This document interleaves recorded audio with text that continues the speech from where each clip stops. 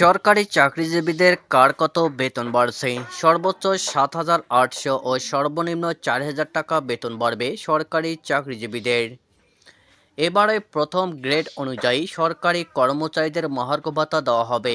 যারা পেছনের গ্রেডে চাকরি করেন তারা বেশি হারে এই ভাতা পাবেন, অর্থাৎ কর্মচারীদের মহার্ঘ ভাতা বেশি হবে। আর সামনের দিকের গ্রেডের চাকরির কারণে কর্মকর্তারা কম হারে বেতন ভাতা পাবেন।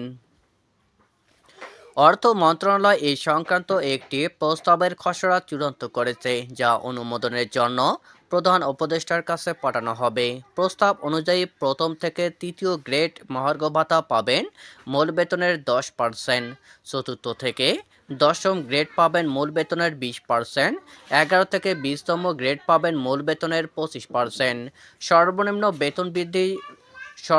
বেতন বৃদ্ধি হচ্ছে 4,000 টাকা। সর্বোচ্চ বেতন বাড়বে ৭,৮০০ টাকা। কোনো চাকরিজীবী 4,000 টাকার কম মহার্ঘ ভাতা পাবেন না। তবে মহার্ঘ ভাতা কার্যকর হওয়ার পর আর বহাল থাকবে না আগের সরকারের দেওয়া 5% বিশেষ প্রণোদনার সুবিধাটি। অর্থ মন্ত্রণালয়ের কর্মকর্তারা সংবাদ মাধ্যমকে এইসব তথ্য জানিয়েছেন। পেনশন ভোগরত কর্মচারীরাও মহার্ঘ ভাতা পাবেন বলে জানান তারা। সবকিছু ঠিক থাকলে ফেব্রুয়ারি মাসের বেতনের সঙ্গে মহার্ঘ ভাতা দেওয়ার প্রস্তাব রয়েছে অর্থ মন্ত্রণালয়ের কর্মকর্তারা আরও জানান, রাজস্ব খাতে ব্যয় কমিয়ে রাখা খুবই কঠিন। কাজেই সবকিছু উন্নয়ন বাজেটের ওপর গিয়ে পড়বে। উন্নয়ন বাজেট কমানো হবে, সেই অর্থ দিয়ে বর্ধিত বেতন ভাতা দেওয়া হবে।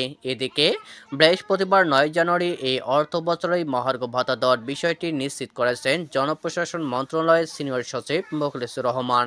তিনি জানিয়েছেন, আগামী 30 জুনের মধ্যেই কর্মচারীদের জন্য মহার্ঘ ভাতা ঘোষণা করা হবে।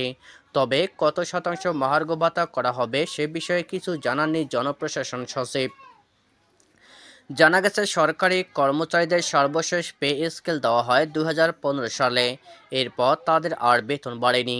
চাকরিজীবীদের দৈনন্দিন খরচ বেড়ে যাওয়ার মূল বেতনের সঙ্গে নির্দিষ্ট হারে মহার্ঘ ভাতা দেওয়ার এই সিদ্ধান্ত নিয়েছে সরকার। জনপ্রশাসন মন্ত্রণালয়ের তথ্য অনুযায়ী সরকারের বিভিন্ন মন্ত্রণালয়, বিভাগ, অধিদপ্তর, দপ্তর, কর্পোরেশন, স্বায়ত্তশাসিত প্রতিষ্ঠানে প্রায় 14 লাখ কর্মচারী কর্মরত। চলতি 2024-25 অর্থবছরের বাজেটে তাদের বেতন ভাতা বাবদ বরাদ্দ রাখা হয়েছে 81,580 কোটি টাকা। বাজেটে মহার্ঘ ভাতার কোনো বরাদ্দ নেই। তবে কমিটির সুপারিশের ভিত্তিতে এই হার চূড়ান্ত করে পরিচালন বাজেটের অন্য খাতের সঙ্গে সমন্বয় করা হবে। সর্বশেষ 2013 সালে 20% মহার্ঘ ভাতা দিয়েছিল সরকার, যার আওতায় সর্বোচ্চ 6,000 টাকা আর সর্বনিম্ন 1,300 টাকা বেতন বেড়েছিল। 3 বছর পর যখন বেতন শতকরা বাড়ানোর ঘোষণা দেওয়া হলো, তখন কার্যত বেতন বেড়েছে 80%। গত বেতন স্কেলে টাইম স্কেল ও সিলেকশন গ্রেড কর্তন করা হয়েছিল। 1977 থেকে 2015 সাল পর্যন্ত মোট 8টি পে স্কেল দেওয়া হয়। সরকারের সব সেক্টরে মহার্ঘ ভাতা দেওয়ার প্রভাব পড়ে বেসরকারি চাকরিজীবী ও সাধারণ মানুষের উপর। কারণ সরকারি কর্মচারীদের ভাতা বাড়লেও বেসরকারি চাকরিজীবীদের বেতন বাড়ানোর কোনো দায়িত্ব নেয় না।